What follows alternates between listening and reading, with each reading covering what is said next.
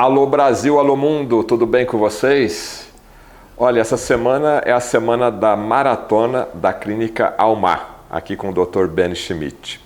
O objetivo dessa maratona de lives é levar o máximo de informações para todos vocês sobre doenças neurodegenerativas, doenças crônicas. É um assunto extremamente complexo e que as pessoas, quando recebem esse tipo de diagnóstico, ficam preocupadas. E o objetivo aqui dessa conversa, dessa maratona com vários profissionais aqui que trabalham com o Dr. Benny Schmidt na Clínica Almar, é levar para você tranquilidade. Eu aprendi agora há pouco, na live que eu fiz com a Jaqueline Schmidt, que diagnóstico fechado não se encaixa aqui com os profissionais do Dr. Benny Schmidt. E eu sou prova que diagnóstico fechado não funciona para mim. Viu, Dr. Benny? O Dr. Lair Ribeiro me disse uma frase muito interessante. Fernando, quando Deus permite uma nova doença aqui no mundo, Ele também abre a porta para a cura. Então, se surgir uma doença, a cura existe em algum lugar na mão de um profissional que cuida da saúde. Ou de uma pessoa, de um ser humano que ama o outro ser humano. Dr. Benny Schmidt, e eu gostaria de começar esse bate-papo aqui contigo pela própria história dele. Que a história dele, além dele ser um profissional mundialmente reconhecido, ele é um profissional que mostra na sua essência que a cura está dentro da gente. Me parece que o senhor teve 2 derrames cerebrais, 12, é isso? 12. Eu falei 2 de propósito. 12 derrames cerebrais. E ele está aqui. Já andou para lá, já andou para cá, já conversou com um funcionário, já conversou com outro, já determinou isso. Teve 12 derrames cerebrais. Você teve um princípio e já está aí todo tremendo. O que vai acontecer? Dr. Benny Schmidt, 12 derrames cerebrais. 12 AVCs, né? AVC. Porque a gente fala derrame porque a população entende. Quando sangue, porque a população entende como derrame, né? Mas... Acidente vascular cerebral, acidente vascular. É chique isso daí, né? No último. Qual que é a explicação para ter 12 AVCs e estar bem? Puxa vida, essa resposta, Betete, infelizmente eu só posso lhe dar pessoalmente. Porque envolve um familiar meu. Mas, se você me permitir, já que você falou sobre prognóstico na medicina, o nosso evento aqui, que começa amanhã, começa exatamente com o prognóstico. Eu vou tentar tocar piano, Betete. O que tem a ver prognóstico com o piano? É que quando eu saí do meu 12º AVC lá do Hôpital de la Salpêtrière, na França, o médico me disse que eu não mexeria mais nem o 5º, nem o 4º dedo da mão direita e muito menos da mão esquerda. E que eu não poderia tocar piano. Então ele fez um prognóstico. Então, se eu conseguir tocar piano amanhã... E ele vai, viu? Porque eu já vi ele tocando piano. E eu vou demonstrar, e eu vou conseguir. Nós vamos dar para todo maringaenses. Aliás, muito obrigado. Eu tenho atendido muitos pacientes de Maringá e eu acho que eles estão gostando, porque eles continuam vivos e continuam me enviando colegas cada vez mais. Muito obrigado. Eu falei, né, Dr. Benny, dessa questão do diagnóstico fechado, né? Isso. E também estava falando aqui numa outra live de Deus, que você é a última opção, porque as pessoas vão no neurologista A, no médico B, no médico C, no médico D, e aí acabam vendo, tem o Dr. Benny Schmidt, eu vi uma entrevista dele, ou, logicamente, algum colega, olha, esse tipo de caso vai para o Dr. Benny Schmidt. Como é que o senhor avalia, né, essa indicação, né? E o paciente chega aqui, olha, o senhor é a minha última esperança. Com grande responsabilidade, mas eu não posso esquecer, Betete, eu tenho que guardar que você me deu abertura para eu falar de Deus. A segunda mensagem, então o evento é academicamente correto. Vão estar muitos pacientes presentes, ainda cadeirantes, vários pacientes que voltaram a andar, várias crianças que começaram a andar, todos vão estar presentes aqui amanhã. E nós vamos deixar algumas mensagens muito importantes para que isso possa acontecer cada vez mais. Mas antes de acontecer tudo isso, Eu vou falar o que eu vou falar de Deus pro Betete e para vocês maringaenses. Em primeira Brasil, mundo, Brasil, né? vai para o mundo inteiro esse programa. Vai ser traduzido para o inglês, vai para todas as faculdades que eu pude trabalhar fora do Brasil. Então vai para a Colômbia, vai para Salpêtrière, vai para a Itália, vai para o Japão e vai tá bom. Porque eu vou falar a minha opinião pessoal sobre o Covid. E se eu não for à prisão, eu espero não ir, eu vou poder continuar falando sobre isso depois, mais tarde, com as pessoas interessadas. Agora, doutor, você falou de Deus, né? De Deus, então. E o que eu vou falar de Deus? Vai chegar a primeira história do novo livro, que é uma história onde eu misturo muito as cores escuras, as cores claras, os vultos. A heroína da história chama Clara. O herói é um ET que veio para a Terra, porque ele mora num planeta muito distante, que é muito parecido com a Terra, só que não tem sentimentos, não tem tristeza, não tem alegria, não tem amor. E ele veio para a Terra para conhecer como é que fica aqui. E que chega no fim, eu não vou contar o fim, porque eu acho que o Betete a gente já ofereceu os livros de presente para todos os maringaenses, a gente pode continuar enviando. Esse novo livro chama Contos e Versos da Vida e do Amor, e que tem o conto do Covid, que é o dia que o mundo parou. Mas e Deus? E Deus? Onde entra Deus? Que ao misturar as cores escuras e pretas, eu estou querendo simbolizar que o mundo está de ponta cabeça. Está acontecendo coisas no mundo que eu, como idoso, porque o Betete acho que não é idoso ainda, né? Então mas meu mundo, Betete, com todo respeito, foi completamente diferente do mundo de agora. O mundo parece que está de ponta cabeça. E nesse momento, que a gente às vezes não pode nem ter opinião, apesar de eu estar completando esse ano 50 anos de patologia muscular, de prática de medicina, e que se for juntar com os 50 anos do meu pai, a família Schmidt tem 100 anos, um século, prestando medicina de alta qualidade para o serviço público e para o serviço privado do nosso país. Beleza. E mas vamos voltar a Deus, a frase de Deus. E eu vou dizer, nesse momento que a gente tem tanta dificuldade de poder falar a nossa opinião, a gente tem que pedir a Deus. E sobre Deus, eu vou falar assim amanhã.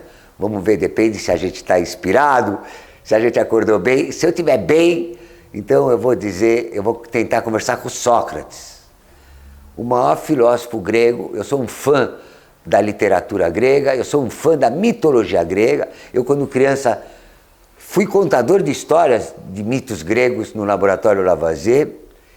E eu vou dizer para Hipócrates o seguinte: todas as maiores referências que esse homem, discípulo de outro monstro da literatura grega, que foi Platão, né? Discípulo de Platão, eu vou dizer para o Sócrates e para o Platão ao mesmo tempo aqui no evento amanhã, que perguntaram para o Sócrates o que é que ele sabe de verdade. E o Sócrates respondeu, provavelmente juntamente com o seu discípulo de Platão, ele respondeu uma coisa muito bonita: a única coisa que eu sei, a todos vocês me perguntarem o que eu sei, é que eu não sei nada. Isso ficou famoso no mundo inteiro, está famoso até hoje. Começou, só sei que nada sei. Começou há 500 anos antes da era cristã. Então só tem 2.500 anos essa frasezinha de Hipócrates. Pois eu faria outra. Tendo em vista os resultados que nós estamos obtendo aqui nessa clínica e a maneira, do jeito que a gente está trabalhando, de uma maneira de medicina humanista, eu diria o seguinte: só tem uma coisa que eu tenho certeza na minha vida, é que Deus existe. Isso é definitivo para ti? Definitivo. Porque quando a gente observa como cientista o mundo, mesmo ao microscópio, e a gente tem quando a gente vê as coisas ao microscópio, os tecidos do corpo humano no microscópio, o maringaense conhece esse cachorro, né, Betete? Já viu na última. Bailey! Vamos mostrar o Bailey. Vem aqui. Vamos lá que eles querem te dar uma boa tarde ali. Dá uma boa tarde para os jovens maringaenses. Pois a única coisa que eu sei é que existe Deus. Por quê? Porque como cientista, mesmo vendo o mundo microscopicamente, e os patologistas levam uma vantagem para filosofar e para enxergar o mundo. E todo mundo vai ver amanhã, quando sair no pendrive, no YouTube, as coisas que vão ser ditas sobre o Covid aqui, elas são uma opinião de um patologista. E os patologistas têm... Só os patologistas sabem patologia, por exemplo, né? Outros médicos podem saber clínica médica, mas patologista... Por que os outros médicos não sabem patologia? Porque nas escolas se ensina pouco aos médicos olhar ao microscópio, entender, diferenciar os tecidos com as células. Então o médico não foi treinado para dar diagnóstico laboratorial pelo microscópio, mas é enxergando o mundo desse tamanhinho, né? Do tamanho de uma célula, com menos de 200 micras, 1 milímetro é a milésima parte do centímetro, né? 1 micra é a milésima parte do milímetro. Então é invisíveis a olho nu e invisível ao microscópio comum. Quando a gente enxerga o mundo assim, Betete, a gente filosofa muito mais e a gente tem uma compreensão muito maior sobre todas as doenças, todas as entidades nosológicas e, inclusive, como é que a gente vai proceder e que tipo de tratamento, às vezes, a gente deve preferir escolhendo para um paciente.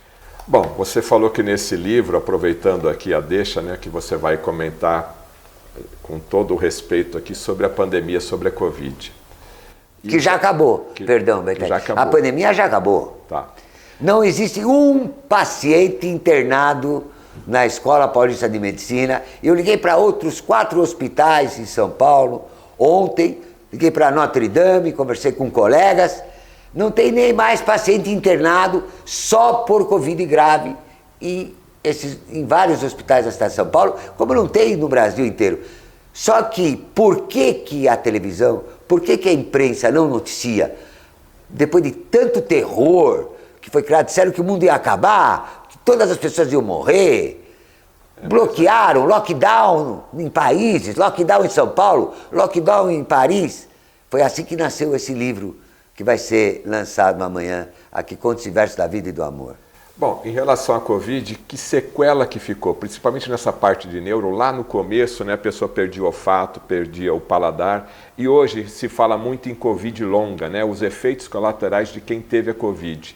Como o seu dia a dia tem a ver com neurologia, o que o senhor tem observado sobre as sequelas da Covid?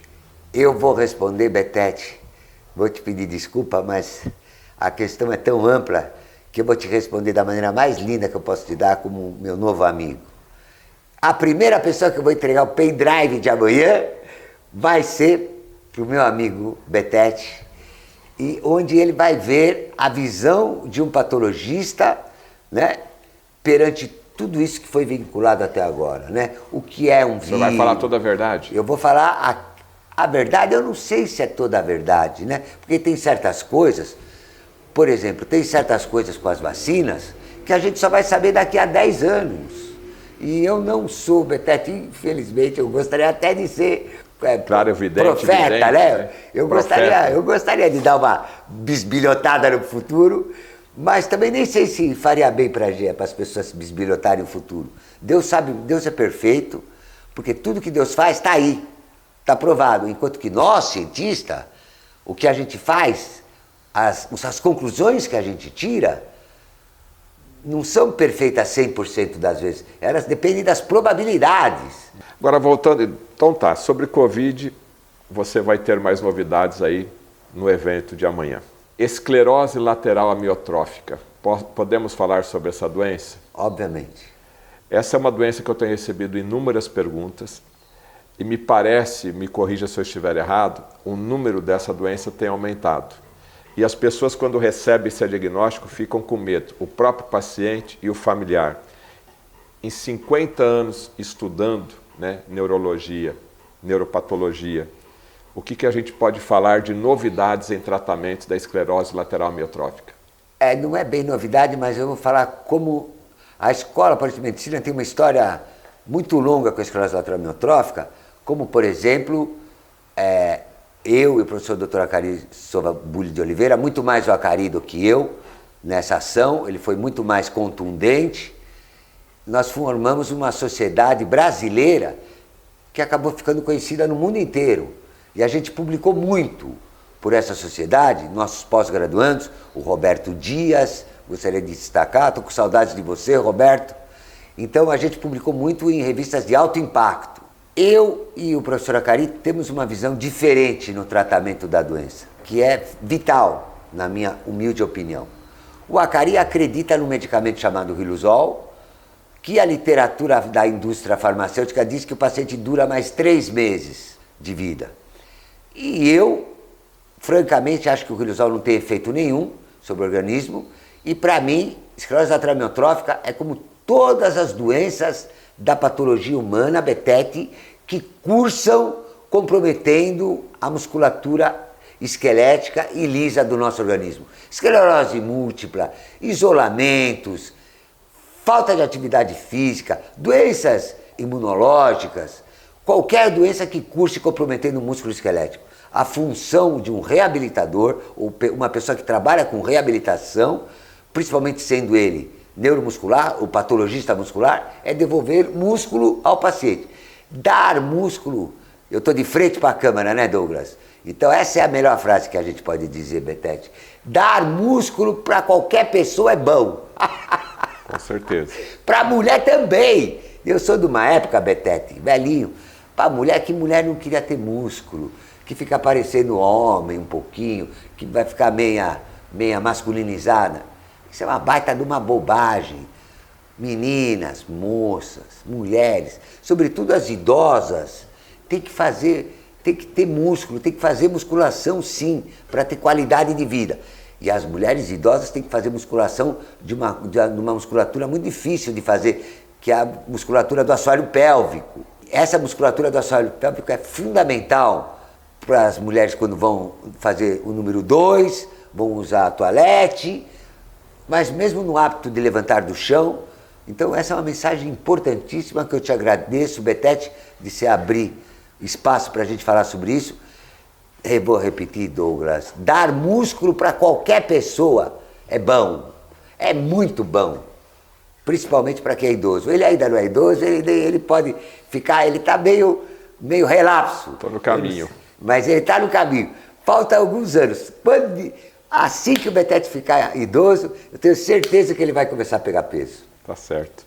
Agora, doutor Beni, quando a pessoa recebe esse diagnóstico, o paciente e a família, não é um diagnóstico fechado. O que você tem conquistado aqui?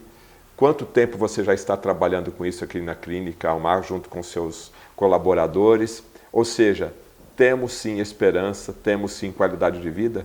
Baita esperança. E eu estou trabalhando. A clínica é jovem. Ela aconteceu mais ou menos na época que começou a infecção por Covid. Mas todas as pessoas que trabalham aqui, que foram escolhidas de dentro da própria neuromuscular da Escola Paulista de Medicina, elas trabalham há mais de 20 anos com esclerose lateral amiotrófica e o nosso resultado é espetacular. E podem me perguntar, por que até agora eu não publiquei isso numa revista de alto impacto? Porque eu estou meio cansado para escrever para a revista de alto impacto. Mas eu estou abrindo brecha e eu espero que nesse próximo ano, ou daqui 2 anos no máximo, a gente consiga publicar numa revista de alto impacto para ser conhecida no mundo inteiro. E que tratamento que é esse?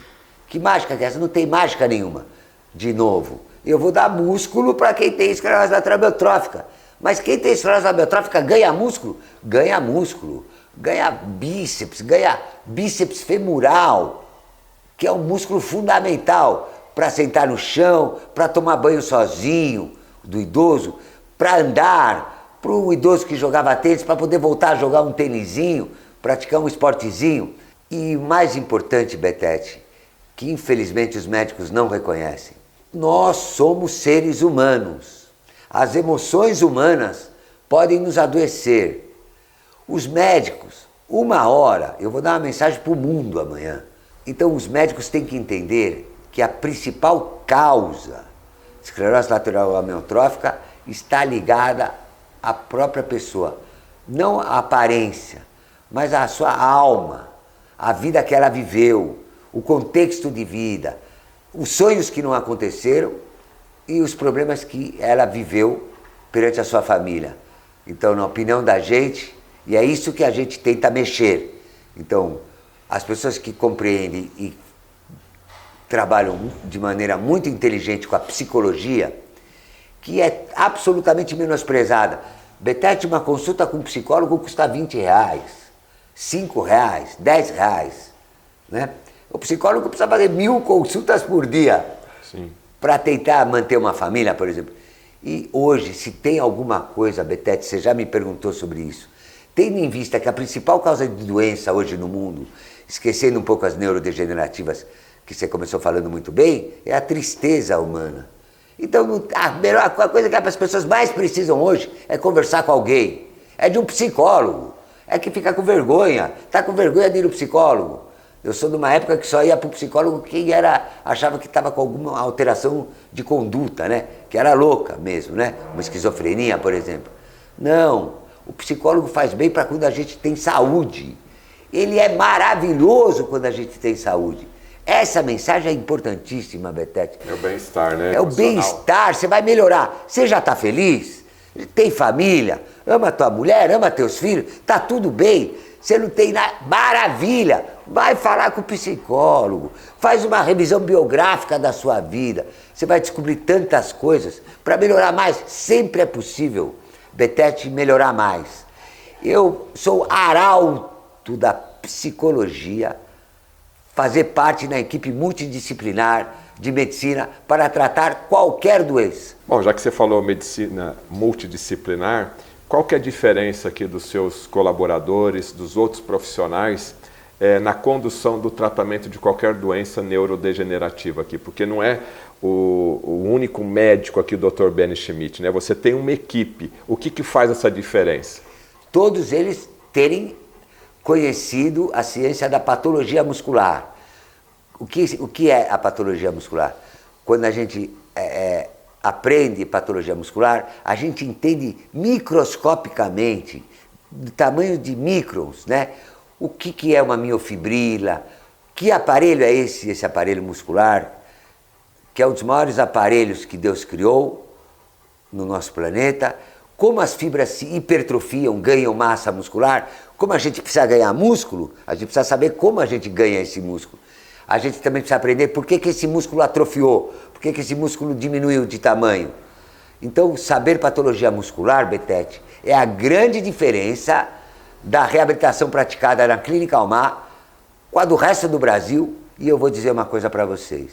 Eu vou citar só os 3 lugares que eu trabalhei com patologia muscular. Na Columbia University, na França e na Itália, eu não vi uma clínica de reabilitação que desse tanta importância, tanto à patologia muscular, como à própria psicologia. E eu acho que dar importância a essas duas ciências é o gol.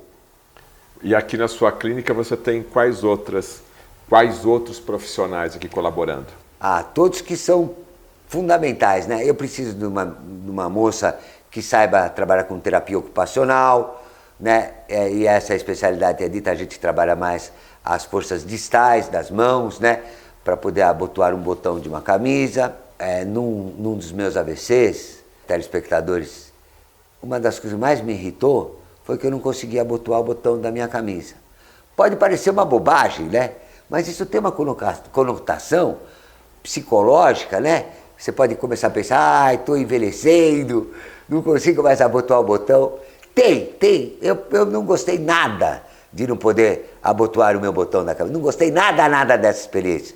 Espero que não aconteça mais. Você ficou quanto tempo sem conseguir abotoar o botão? 2 anos. 2 anos? 2 anos. Me irritou bastante. Foi uma grande luta.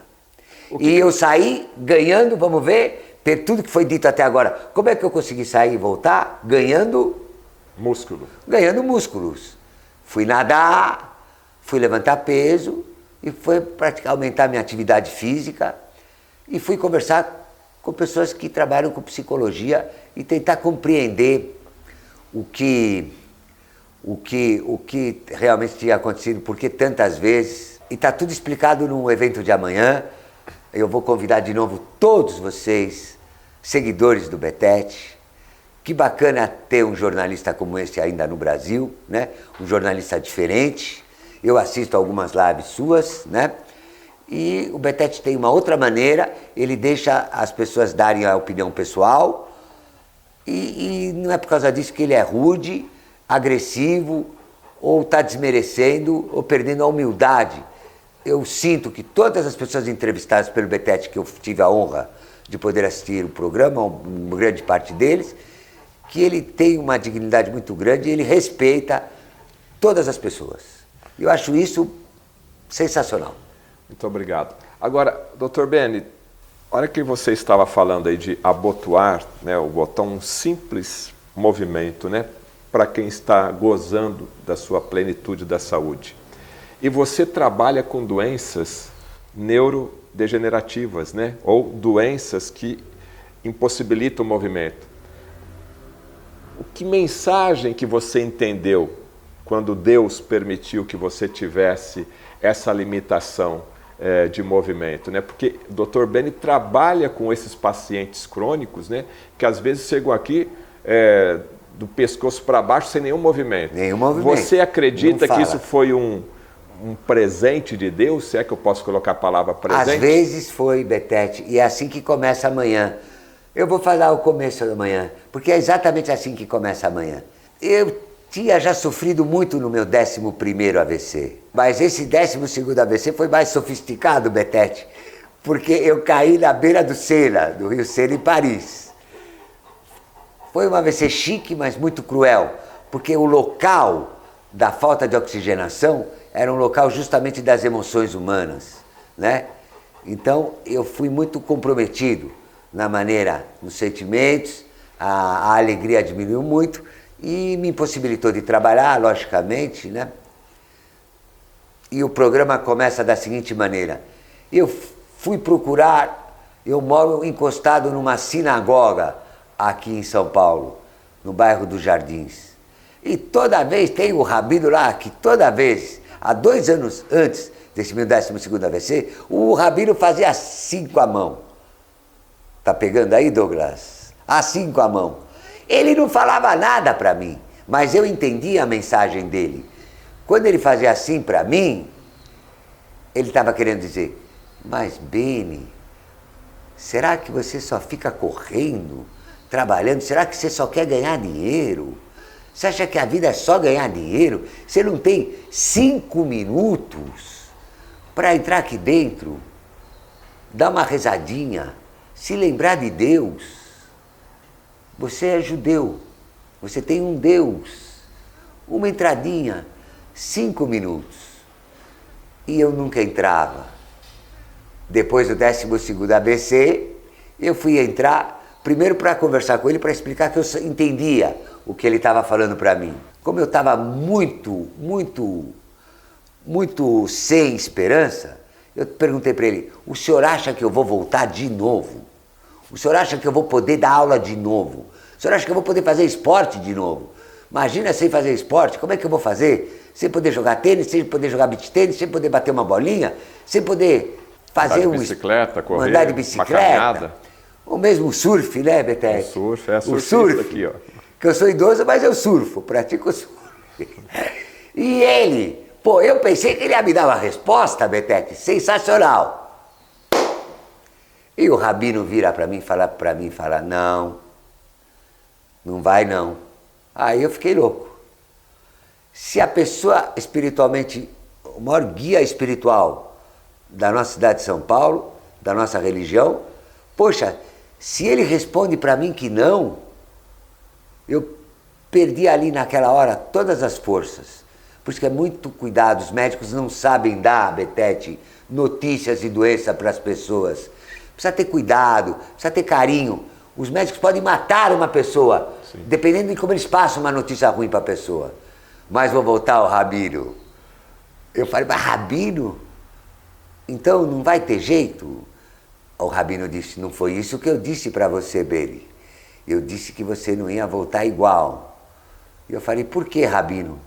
E ele me respondeu assim: porque se fosse para você voltar igual, Deus não teria te feito sofrer tanto.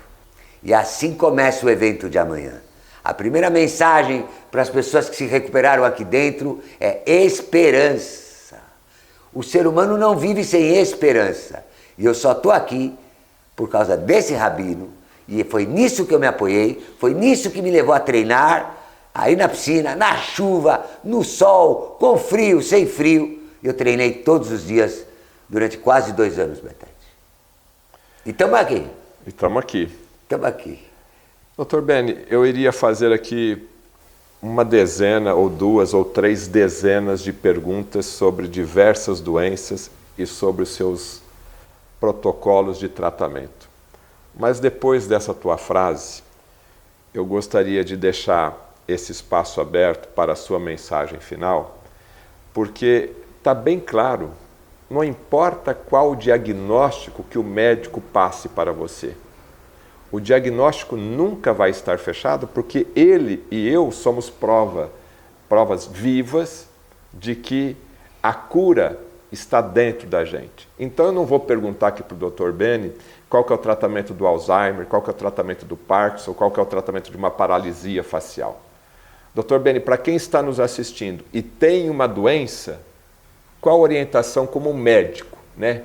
Médico, porque quando você escolheu medicina, eu sei que tem muita força do seu pai, mas o que é ser médico para você nessas horas em que um paciente chega junto com uma família desesperada? Com um jornalista desse gabarito, eu vou acabar famoso, Douglas. Porque olha a pergunta que ele me faz. Ele abre a porta para que eu possa arrasar nessa resposta. Ele acabou perguntando por que eu assinei aquele livro, O Juramento de Hipócrates, e o que eu acho que um bom médico é, como que deve se comportar um bom médico. Não é só dando com carinho uma má notícia para uma pessoa. Não. Um bom médico, na minha opinião, é um médico que sempre se coloca na posição do paciente e que ele entende muito do que o paciente está sentindo, o que o paciente está vivendo. E é só quando o médico atender com calma, humanisticamente e se colocar na tua situação que ele vai poder realmente ajudar. Eu não acredito que o médico pode ajudar alguém que ele não conheça. Eu não acredito em medicina online. Eu não acredito em inteligência artificial. Eu acredito em medicina humanista. Eu tenho que me colocar na sua situação para entender tudo que está acontecendo com você, para usar uma equipe, porque a gente não tem tempo na vida para poder estudar todas as matérias da medicina, mas usar da psicologia quando for necessária, usar da ortopedia quando for necessário, e assim é. Não importa o diagnóstico que você acabou de receber ou que você já tem em mãos há muito tempo. O que você precisa é de ter um médico, que é o que ele deu de exemplo aqui quando o médico se forma, né? Faz o juramento de Hipócrates, né? O princípio da cura está no olhar do médico-paciente e de um diálogo que às vezes pode durar apenas 1 minuto. Mas esse olhar do médico que tem autoridade para entender a sua doença, ele também tem o conhecimento para te ajudar a encontrar a cura. Muito obrigado e até a nossa próxima live.